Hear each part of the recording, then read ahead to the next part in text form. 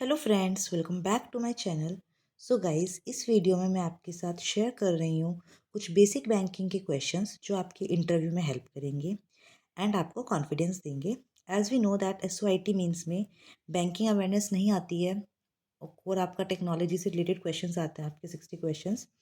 तो आपको टेक्नोलॉजी के अपने अच्छी नॉलेज है तभी आपका मीन्स क्लियर हुआ है। बट क्योंकि आपका बैंकिंग का इंटरव्यू है तो यहाँ पर आपको कुछ बेसिक बैंकिंग की टर्मिनोलॉजीज का पता होना चाहिए, क्योंकि आपसे डेफिनेटली कुछ ना कुछ तो बैंकिंग अवेयरनेस से रिलेटेड पूछेंगे ही। बट बिकॉज क्योंकि मीन्स में आपकी बैंकिंग अवेयरनेस आती नहीं है तो इसलिए आपको इतना ज़्यादा पता नहीं है। तो एक मेरे पास कमेंट आया था कि उनको कुछ बेसिक बैंकिंग के क्वेश्चंस कि उन्होंने इसमें रिक्वेस्ट करी थी कि वीडियो बनाइए, तो इसलिए मैंने वीडियो बनाई है। आई होप ये वीडियो आपको हेल्पफुल होगी और जो मैं इसमें टॉपिक्स आपको बता रही हूँ आप प्लीज़ उसको प्रिपेयर करके अपने इंटरव्यू में जाइए। हालांकि बैंकिंग अवेयरनेस अपने आप में एक बहुत बड़ा टॉपिक है, बट मैंने इसमें कुछ समराइज़ करा है क्योंकि आपका इंटरव्यू बहुत जल्दी होने वाले हैं। तो आपको अपना SOIT का भी प्रिपेयर करना है, कुछ सब्जेक्ट्स प्रिपेयर करके जाना है वहाँ पर। अपने पर्सनल क्वेश्चंस भी प्रिपेयर करने हैं about your self like this and banking awareness, current affairs. तो बहुत सारे टॉपिक्स है जो आपको प्रिपेयर करना है। तो उसमें कुछ क्वेश्चंस में आपको हेल्प होगी कि आपको ये बैंकिंग के क्वेश्चंस, ये तो आपको ऐसा है कि आपको प्रिपेयर करके ही जाने हैं, रेस्ट आपकी मर्जी है, आप कितना भी बैंकिंग अवेयरनेस प्रिपेयर कीजिए। तो चलिए गाइस स्टार्ट करते हैं इस वीडियो को। सबसे पहला क्वेश्चन मैंने लिखा है what is bank.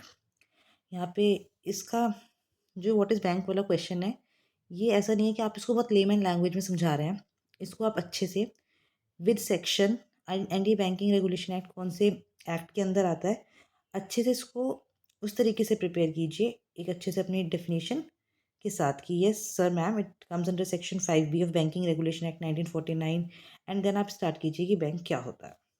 After that types of accounts की मेरे से भी क्वेश्चन पूछा गया था, तो इसको आप अच्छे से प्रिपेयर कीजिए। इसमें क्या है, आप सबसे पहले स्टार्ट कीजिए कि sir ma'am they are various types of accounts like current account, saving account, vostro account, nostro account, LRE account, NRE account. तो इस तरीके से आप पहले उनको एक ब्रीफ में एक्सप्लेन कीजिए। एंड अगर आपको दिख रहा है कि आपका इंटरव्यूअर आपको स्टॉप नहीं कर रहा है तो आप फिर स्टार्ट कीजिए अपने current account and saving account से डिटेल में बताने के लिए। इससे क्या होगा, एक इंप्रेशन होगा कि यस आपको सारे अकाउंट्स की नॉलेज है और आप अच्छे से उनको समझा पा रहे हैं। After that how bank generate profit, ये क्वेश्चन बहुत इंपॉर्टेंट है। इसमें आप लोन की हेल्प से जो हम इंटरेस्ट देते हैं उसको हेल्प से आप इस क्वेश्चन को प्रिपेयर कर सकते हैं। After that about CASA, CASA की फुल फॉर्म होती है करंट अकाउंट सेविंग अकाउंट, क्योंकि जो हमारा बैंक होता है वो मेनली कासा FD RD इन पर बहुत ज़्यादा फोकस करता है। तो कासा अच्छे से प्रिपेयर कीजिए। इसमें FD RD है, फिक्स डिपॉजिट, रिकरिंग डिपॉजिट, इसको प्रिपेयर कीजिए। Then your inflation, negotiable instrument. Negotiable instrument बहुत इंपॉर्टेंट है बिकॉज यहाँ पे इंटरव्यू में क्या होता है, बहुत बार पूछते हैं कि जो हमारी बैंक्स की हॉलीडेज़ होती हैं वो किस में कवर्ड होती हैं। तो आपको पता होना चाहिए कि banks holidays are covered under negotiable instrument act 1881। तो इस पूरे नेगोशिएबल इंस्ट्रूमेंट को आप अच्छे से प्रिपेयर कीजिए, क्योंकि अगर यहाँ से क्वेश्चन आता है तो आपको पता होना चाहिए। एंड यहाँ पे एक तो मैंने आपको बता ही दिया है कि बैंक हॉलीडेज़ हमारे इंस्ट्रूमेंट के अंदर में आता है। Then your cheque and demand draft. जो चेक है ये हमारा एक नेगोशिएबल इंस्ट्रूमेंट है। तो चेक कौन से सेक्शन में आता है, अगर आप इन चीज़ों के answer with section with act देते हैं तो उससे क्या होता है, एक इंटरव्यू पे एक अच्छा इंप्रेशन होता है कि यस आपको ये चीज़ें बहुत अच्छे से आती है। आप क्योंकि ये आपका कोर नहीं है, आपने IT का एग्ज़ाम क्लियर करा है तो आपको IT की नॉलेज तो है ही, लेकिन उसके अलावा आपको बैंकिंग अवेयरनेस भी इतनी अच्छे से आती है, तो एक अच्छा इंप्रेशन होता है इंटरव्यू के सामने।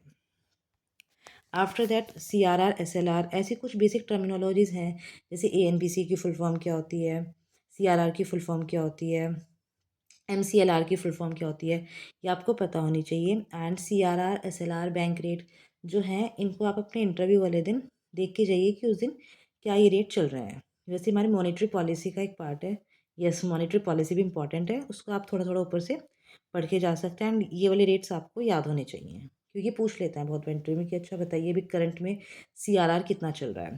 तो इस तरीके से इनकी फुल फॉर्म एंड इनके करंट रेट ये आपको आराम से RBI की साइट पर अवेलेबल हो जाएंगे, वहीं से देखिए क्योंकि वहाँ पे ऑथेंटिक डेटा है। After that your RBI, RBI को पूरा अच्छे से डिटेल में पढ़ के जाना।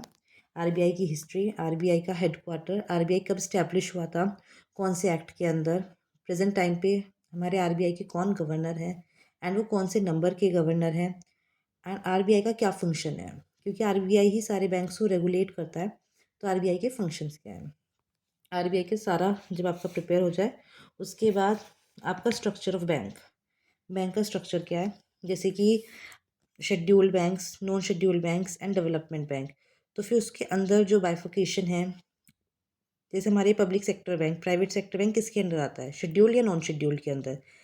तो इस तरीके से इसको अच्छे से प्रिपेयर कीजिए। हालांकि मैं बता देती हूँ, जो public sector bank, private sector bank है, ये हमारे शेड्यूल्ड बैंक के अंदर आते हैं।